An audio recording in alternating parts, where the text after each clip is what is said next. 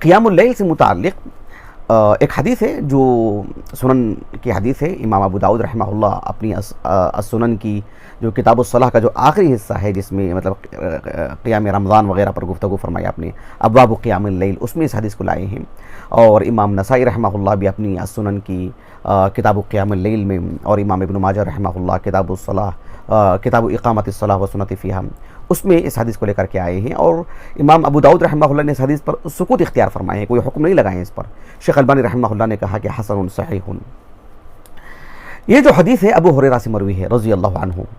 ابو ہریرہ رضی اللہ عنہ کہتے ہیں کہ نبی کریم صلی اللہ علیہ وسلم نے فرمایا، گھر میں زوجین کی جو دینی طور پر جو ایک دوسرے کے معاون ہونے کی بات ہے، اس پر روشنی ڈالتی ہے حدیث کہ شوہر اپنے بیوی کے لیے، بیوی اپنے شوہر کے لیے کس حد تک معاون ہو اللہ رب العالمین کی قربت حاصل کرنے کے لیے.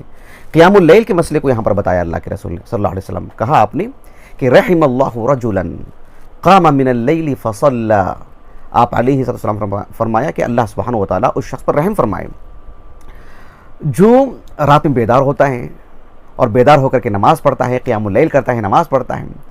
ذاتی طور پر نماز پڑھتا ہے ایسا اتنا ہی نہیں ہے، بلکہ آپ علیہ السلام نے فرمایا کہ ایقظ امرأتہ. تو ایقظ امرأتہ کہا اللہ کے رسول نے، یعنی اپنی بیوی کو بھی جگاتا ہے. وَإِنْ أَبَتْ، اگر جو ہے اس کی بیوی نیند غالب ہونے کی وجہ سے اور گہری نیند ہونے کی وجہ سے، اور پھر اس وقت میں بیدار ہونا اس کے لیے مشکل ہوتا ہے، اٹھ نہیں پا رہی ہے، تو آپ علیہ السلام نے فرمایا کہ نَضَحَ فِي وَجْهِهَا الْمَاء، کہ اس کے چہرے پر پانی کا چھڑکاؤ کرتا ہے اس کا شوہر، مطلب لطف کے ساتھ، نہایت آسان اور آرام کے ساتھ، اچھے انداز میں، تاکہ ایسی نہ اٹھائے بلکہ مطلب ایک پیار اور محبت کے ساتھ، اور جو ہلکے پھلکے پانی ڈالے. اور جب وہ اٹھ جاتی ہے تو پھر وہ بھی نماز پڑھے گی. تو اللہ کے رسول نے اس کے لیے یعنی کہا کہ ایسے شخص پر اللہ رب العالمین رحم فرمائے.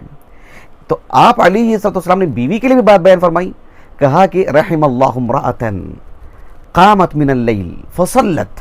کہا کہ اللہ سبحانہ و تعالیٰ اس عورت پر، اس خاتون پر، اس بیوی پر رحم فرمائے جو رات میں قیام اللیل کے لیے مطلب بیدار ہوتی ہے اور جو ہے نماز پڑھتی ہے، اور ذاتی طور پر اکیلی نماز نہیں پڑھتی ہے بلکہ آپ علیہ السلام فرمایا کہ ایقظت زوجہا، اپنے شوہر کو بیدار کرتی ہے.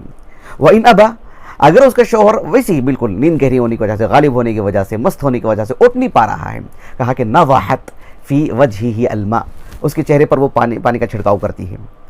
تو اللہ سبحانہ و تعالیٰ نے اس طرح کے زوجین پر رحمت کی دعا فرمائی ہے کہ اللہ تعالیٰ ان پر رحم فرمائے. تو اس حدیث کی شرح میں اہل علم کہتے ہیں کہ جو ہے مطلب اس کو نماز کے لیے جب اٹھایا جاتا ہے، بیدار کیا جاتا ہے، تو اس سے پہلے پانی کا چھڑکاؤ کیوں؟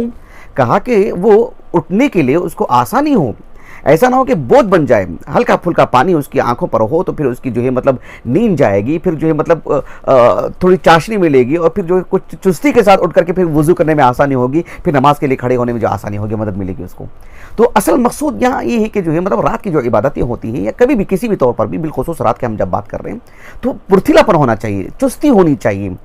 مست ہو اور بالکل آدمی بدن جو ہے بوجھل ہو جائے تو وہ آسانی کے ساتھ اللہ رب العالمین کی عبادت نہیں کر پائے گا، پھر اس کے لیے ایک بوجھ سمجھے گا اس کو.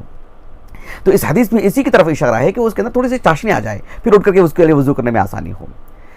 نبی کریم صلی اللہ علیہ وسلم کی اس قبیل کی بڑی مقدار میں احادیث ہیں جس میں آپ علیہ السلام نے عبادتوں میں توازن پیدا کرنے کی مطلب تلقین فرمائی ہے.